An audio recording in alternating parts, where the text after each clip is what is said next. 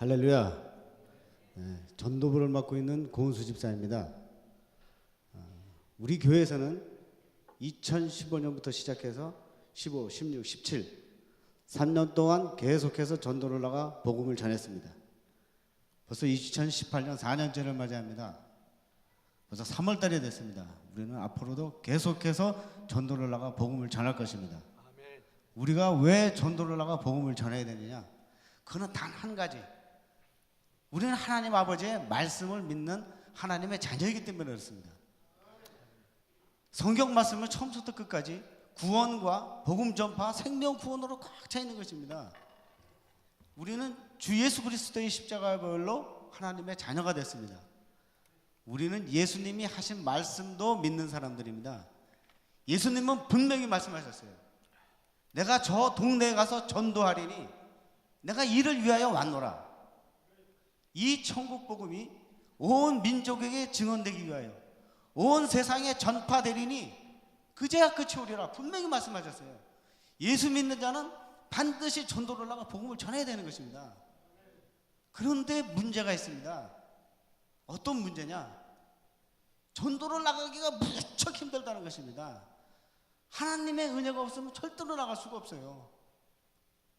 많은 사람들이 저에게 묻습니다. 고은수 집사 많이 변한 것 같아. 완전히 변한 것 같아. 무슨 계기로 그렇게 변했는지 막 궁금해하는 사람이 많습니다. 잘 들어보세요. 하나님께서 나를 변화시키지 못하시면은 하나님과 나는 아무런 상관이 없습니다.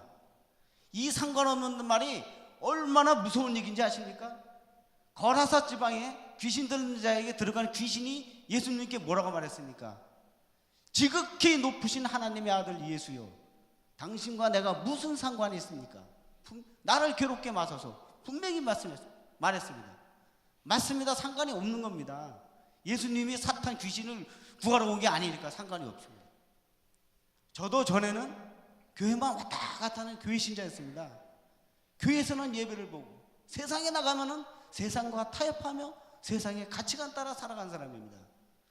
그런데 하나님께서 저에게 은혜로 찾아오시는 것입니다. 어떤 은혜냐? 하나님 평강과 축복으로 찾아오시는 것이 아니고 나의 죄악을 하나하나 드러내기 시작하는 것입니다. 내 눈으로 나의 죄악이 보이기 시작해요. 내가 얼마나 못된 놈인지 나의 모습이 내 눈으로 보이기 시작하는 겁니다. 십자가 앞에서 나의 죄악이 얼마나 무겁고 중한지 괴로움과 고통 속에서 이제 살아가기 시작합니다. 그런데 죄가 보이니까 내가 어떻게 합니까? 회개를 합니다. 회개를 했는데도 세상에 나가면 똑같은 죄를 반복해서 짓고 각종 여러 가지 죄악 속에 빠져서 돌아오는 거예요. 그러더니 어느 날 나에게 이런 마음이 들기 시작합니다. 나는 하나님의 자녀가 아닌가 보다. 나는 구원받지 못했나 보다. 내가 선택된 하나님의 자녀다 그러면 성령님께서 나를 인도하사 죄를 안 짓도록 맡은데 나는 왜 자꾸 이렇게 죄를 짓까? 나는 하나님의 자녀가 아닌가 보다. 막 이런 마음이 들기 시작합니다. 하나님께서 역사하시는 곳에는 반드시 사탄의 방해가 있다는 것입니다. 사탄이 마지막까지 십자가 앞에서 내 눈을 가리고 십자가를 보지 못하게 만드는 거예요. 나에게 정죄감을 꽉 심어넣어줘서 구원의 확신이 없게 하는 겁니다. 구원의 확신이 없는 게 얼마나 괴롭고 고통스러운지 이루 말할 수가 없습니다. 왜냐하면 천국에 못 가니까, 지옥에 가야 되니까. 그런데 여기서 하나님께서 은혜로 찾아오십니다. 말씀으로 찾아오시는 거예요. 전에 있던 교회 목사님이 설교하시는데 그 설교 중에 죽은 자는 아무리 돌로 내려쳐도 아프지 않다는 것입니다. 그 설교가 얼마나 저에게 위로가 되는지. 하나님, 제가 살아있었군요. 내가 죄 때문에 고통받고 있는 게 내가 살아있다는 증거군요. 하나님 감사합니다 하면서 내가 하나님께 얼마나 감사를 드렸는지 모릅니다. 예수님은 분명히 말씀하셨어요. 물과 성령으로 거듭나지 아니하면은 하나님 나라를 볼 수도 없고 갈 수도 없다고 그랬습니다. 성령의 세례를 받지 않고서는 나의 죄악을 깨닫지 못해서, 예수님께서 왜 이 땅에 오셔서 십자가에서 죽으셨는지 그 진정한 의미를 깨닫지 못하는 거예요.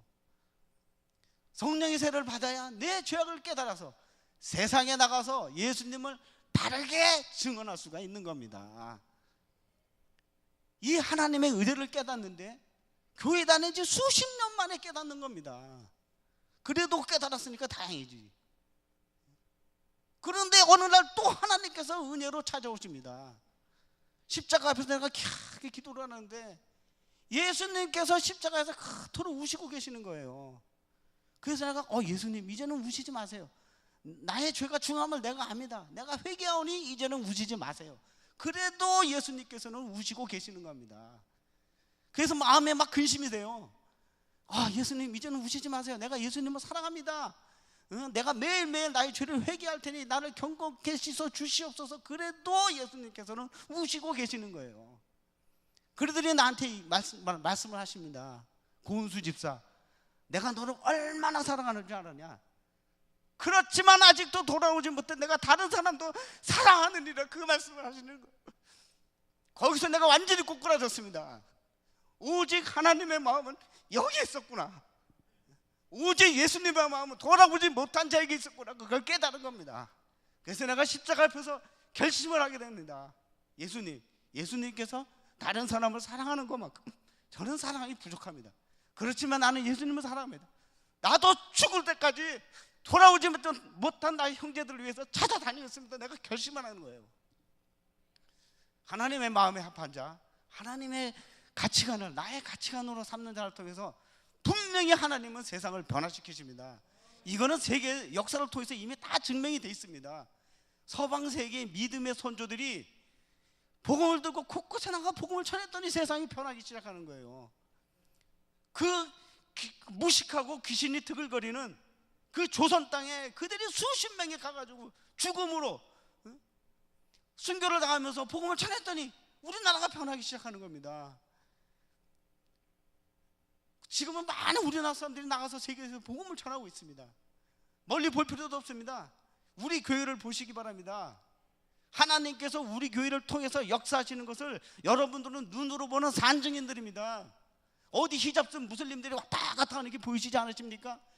우리들이 매일매일 전도를 나가 무슬림들한테 복음을 전했더니 그들이 우리 교회에 와서 예배를 드리는 겁니다. 하나님께. 하나님의 마음에 합한 자, 하나님의 가치관을 나의 가치관으로 삼는 자를 통해서 분명히 하나님은 세상을 변화시키십니다. 예수의 제자 되어 구원으로 세상을 변화시키는 사랑의 공동체, 이게 우리 교회의 비전 선언문입니다. 감사합니다.